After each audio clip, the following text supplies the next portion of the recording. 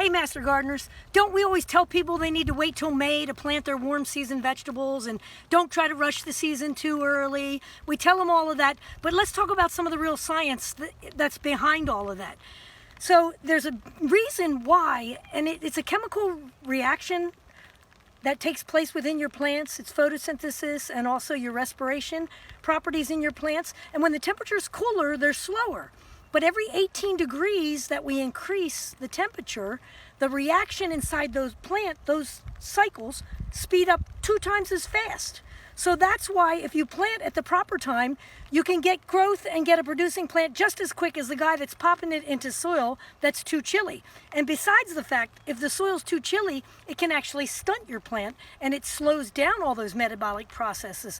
Your plant goes into what's called chilling injury, and you can research that. And if it gets cold enough, your plant can even endure frost injury. Sometimes some of the box stores put their vegetables out way too early, and if you look at the foliage close, there's blackened spots on it, and they've even turned brown. Those are indications that they've had cold injury.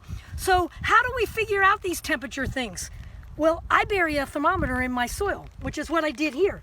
Yesterday in the sunny day, it was 80 degrees. Today, it's only reading 60. I got 64 today underneath of my ground. So I kind of use my thermometer as a monitor. It's the root temperature that really counts, not the air temperature.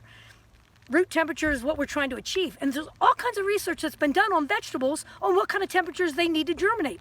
If they need to germinate at that temperature, they also need to grow at that temperature. So look at my chart here. This is how the scientists divide up plants. We have your cool season crops, which we've already planted, most of these. They need 32 degrees at a minimum to germinate and grow. We have half-hardy plants, which is quite an extensive list, which means they can endure a minor frost. Then we have warm season vegetables, which is another word we use, we call tender. That's where those big old tomatoes fall. Look at this. You got to have 50-degree soil temperatures for this plant to continue to grow without stunting it or delaying it. And then we have the super warm season, which we call very tender, and that's where your peppers and your eggplant fall in, which are the two that definitely dislike cold weather. And one of the old ways I remembered how to plant my peppers, it was when the oak trees came into full flower.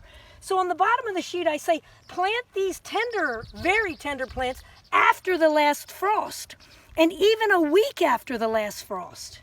And these other ones back at the beginning, these cool season, you're planting 2 to 4 weeks before the frost. Now the question is, when is it going to frost? Who knows? That's the hard question to answer. And it's always sort of a gamble. That's why I kind of use my soil thermometer to gauge where my soil is, because the temperature of my soil doesn't change all that quickly.